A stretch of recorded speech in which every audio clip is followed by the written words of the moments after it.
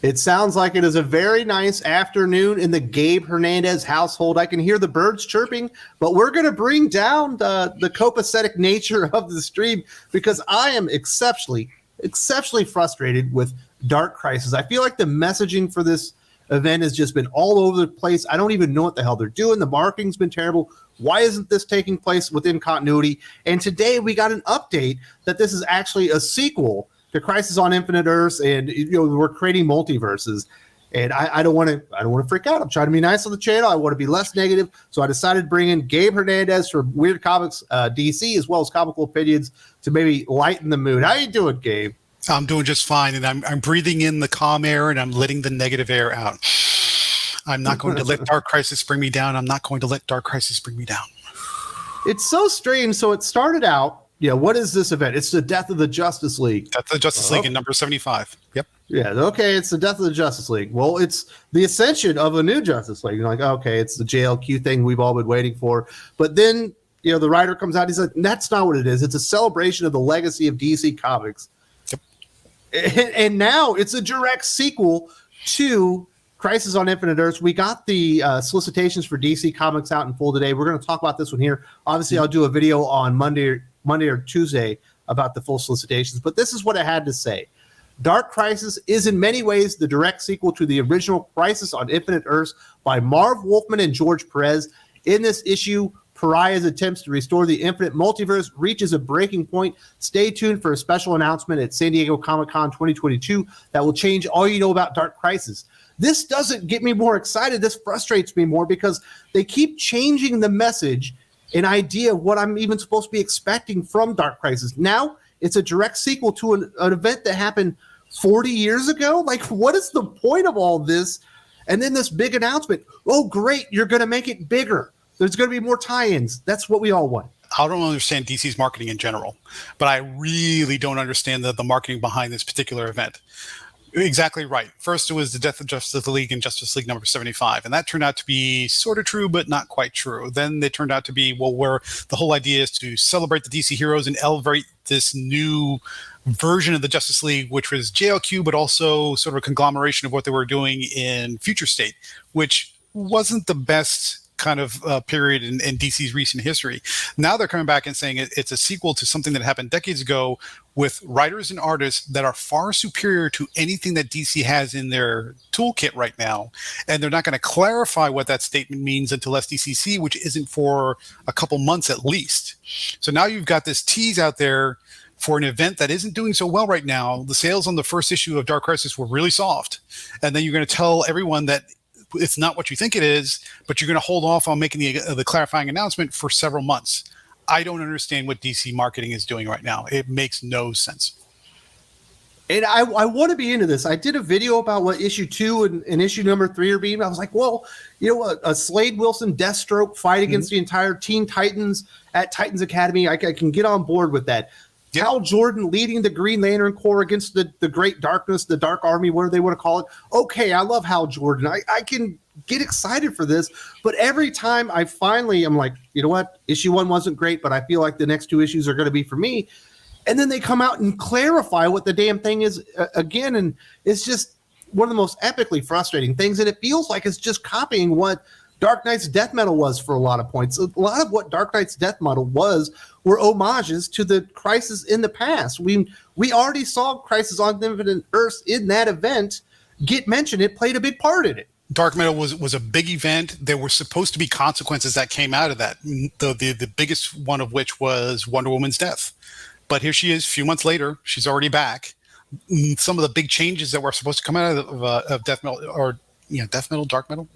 Death Metal didn't really stick the way they were supposed to, and now you're going to come back and say, well, we're going to change it all up again. DC has this problem where they're trying to fix things by making big events, but in the course of fixing things, they break more things in the process. They're not helping themselves, especially by the way they're tackling it and the way they're rolling it out. Especially when you come along and you present that map that says, we're going to expand Dark Crisis into all these little tie-ins because it wasn't really connected to anything other than being a standalone, because Dark Crisis is supposed to happen in the near future. It's not now, it's the near future. That's how they could get away with that. But now by starting to tie it into everything else, you're just making the event event bigger and more convoluted, and that's absolutely the wrong direction to go. And the other big thing coming out of Dark Knight's death metal was the clarification of the structure of the DC universe, if you want to call it that. You know, there's hypertime now. We've got the Omniverse. We've got the Linearverse. We've got the Dark Multiverse. We've got, the Elseworlds universe and all this stuff. And it's gotten more complicated. And that's another big thing that they announced with this Dark Crisis #4. It says, witness the birth of a new DC multiverse. Spitting out of the pages of The Flash, their heroes have learned the secret of Pariah's new world, but at what cost does this knowledge come? And what can they even do with this information? Or even worse, perhaps Pariah in the Great Darkness want them to know. On Earth Zero, Deathstroke continues to move forward with his plans to erase legacy heroics once and for all, while John Kent, Nightwing, and the ragtag group of youngsters rally to step up the increasing number of challenges. The event of the year rages on. Who asked for another multiverse? This thing is already too big and too complicated. It needs to be being scaled down, not being scaled up. Yeah, it's already a mess.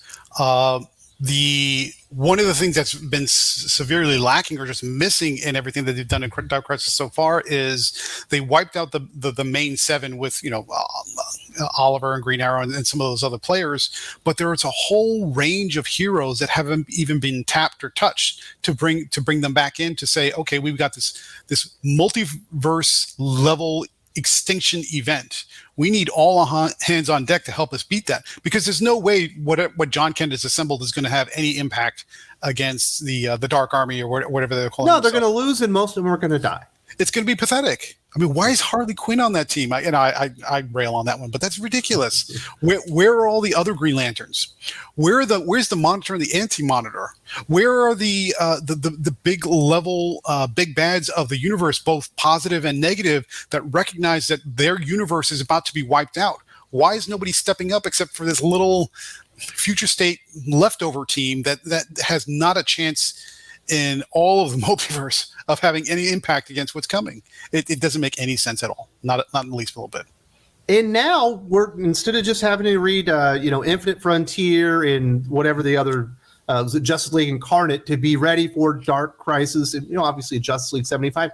Now we've got to read The Flash, a series that isn't even really in the top 75 right now. No one's reading The Flash, but now it's required reading. I think they're doing this as a means to coerce people to go and buy the title and read something that they have checked out of. And I will fully admit The Flash is good, but I think most people will see this as a reason why even invest. I don't want to go read The Flash.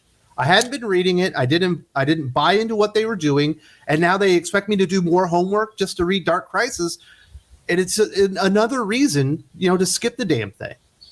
Yeah, if you look at the sales numbers for the last couple months, there is barely anything cracking the top 50 that isn't a Batman title. So it is very logical to assume, or at least draw that conclusion, that the reason they're bringing in all these tie-ins is to try and urge, coerce, nudge people to start reading titles that they normally wouldn't.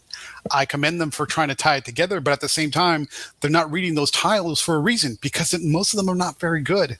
So if you're going to tell me that, for example, I have to go back and I have to read Aquaman, which probably not, because I think that's been canceled, or Harley Quinn, or some other title that's barely getting over the top. I think I Am Batman is going to tie into it. I believe I Am Batman might be one of, right, because Jace Tim Fox is on the team. But beyond that, there's a reason people aren't reading those titles, and for you to tie that into the big event that's going to recast the entire DC universe, I get it, but it kind of looks like a cash grab, and to be honest, it sounds and looks and smells a little desperate, and that's not a good place to be. Yeah, I don't know what DC Comics are doing. I'm getting more and more frustrated. I'm trying to be calm. Mm-hmm. I'm not going to anger management yet, but I'm trying to be calm and try to be a little bit more objective about this stuff and be less frustrated. But then there's the issue with Dark Crisis #1. I'm sure you noticed all the continuity errors. Why are DC Comics talking to each other if they're putting together a big event? Shouldn't Josh Williamson know that Jessica Cruz isn't a Green Lantern right now? She's actually a Yellow Lantern. Yep. Shouldn't he know that Simon Baz isn't a Green Lantern anymore? He's the white something. I don't think he's a Lantern, but he's like the conduit between the Green Lantern and their past and stuff like this. And there are many, many instances, specifically the one that really stands out. The week before Dark Crisis comes out, we get the final issue of Teen Titans Academy, it's firmly established that Cyborg and Beast Boy are connected, and there's an illusion from Raven that makes it appear that they're apart and they cannot be separated. And then they shoot and murder Beast Boy in Dark Crisis #1. Did Cyborg die too? Why is that not included? What did Deathstroke shoot? Did he actually shoot their merged Did he bodies? shoot the illusion? Did he shoot the illusion? Wait, why is Deathstroke there? Wasn't he killed at the end of Shadow War? At the end of Shadow War, because Joshua Williamson wrote that one, he is brought to the Lazarus Pit and then resurrected, but changed. So obviously Williamson wrote that one, so he incorporated it into the story. Yeah, there's all kinds of continuity errors, and one of the things we pointed out when we talked about this last week is all kinds of tonal errors. Nobody seems really overly concerned. There's no sense of urgency that, hey, the entire multiverse is about to die if we don't step up and do something. Yet when John Kent's going around to all these people asking them for help, it seems like they can't be bothered, some of them. How in the world is Swamp Thing not interested in helping out when the multiverse is about to end and everything he knows, including the Green, is going to be gone? Why on earth would he say no to that? Why would anybody say no to that? It makes no sense. Well, especially Nightwing and Hal Jordan and then Wally West, because they all know what's happening. And it's just like, yeah, we got to go to our places because that's where the story goes and it doesn't make sense. And then there's like this other issue. Well, this will be the last point we make about Dark Crisis and why this is all so frustrating to me. We just got the big announcement. Clark Kent is returning to Earth from Warworld. So you had this big crossover in the return of Clark Kent at the same exact time that he's supposed to be dead or in this happiness multiverse thing that's going on. And it's like, which one am I supposed to read? Which one's important? Because you're telling me this big Superman Action Comics crossover is important, but you're telling me Dark Crisis is the event of the year. They're not making sense. They're not working together. Right. The way they termed it was, again, that Dark Crisis is happening in a near future. It's close, but it's not today, now. But yet they keep referencing each other as though they're getting ready to happen at the same time. So they're all over the place. And I think this is something we heard early on, is that there was inside word from DC that Williamson was not getting any editorial support. That's how things happen. Like Jon Stewart's going to be killed off, but yet the main writer on the Green Lantern title, which is Jeff Thorne, he didn't know about that. And there's all kinds of continuity errors happening. So from the outside, it looks like Williamson is just trying to figure it out as he goes, and he's not getting any help from anybody. And unfortunately, it looks like it from the outside, and that's not a good place to be. Yeah, I feel bad. I mean, Josh Williamson, I think he's a solid writer. I don't think he's ever going to be a superstar, but not everybody has to be a superstar. You need solid writers, within your line if you're going to have really good comic books. And to get no backup and to have these kind of continuity errors, it's completely clear that nobody is talking to each other, even though they're trying to execute this big event that's supposed to be, groundbreaking and is now a direct sequel to Crisis on Infinite Earths and all this stuff. And it's coming off as a complete cluster. You know what? And that's disappointing. I mean, Crisis on Infinite Earths was one of the big events that people always point to as a game changer. You're never going to reproduce that. The only way they managed to pull that off is, one, because it was groundbreaking in a lot of ways, and number two, you had the creative team to back it up. Neither one of those factors are at play here. So nothing personal against Williamson, but I mean, if you're going to stack him up against Perez as an example, it's not even close. So yeah, I mean, I wish well. I hope they can pull something out of it. But if you're trying to say this is going to be on par with Crisis on Infinite Earths, you got a long way to go with that one, Pally. And let's not forget that they built towards that for like a year straight. If you go and read the preview prelude material, it's over 1,000 pages. It was literally everything moving toward it, everyone working like for the same goal, and that is not happening now. Yeah, they took their time and they did it right, but that's not what happened here. I have already reviewed Dark Crisis #1. Obviously, it happened last week.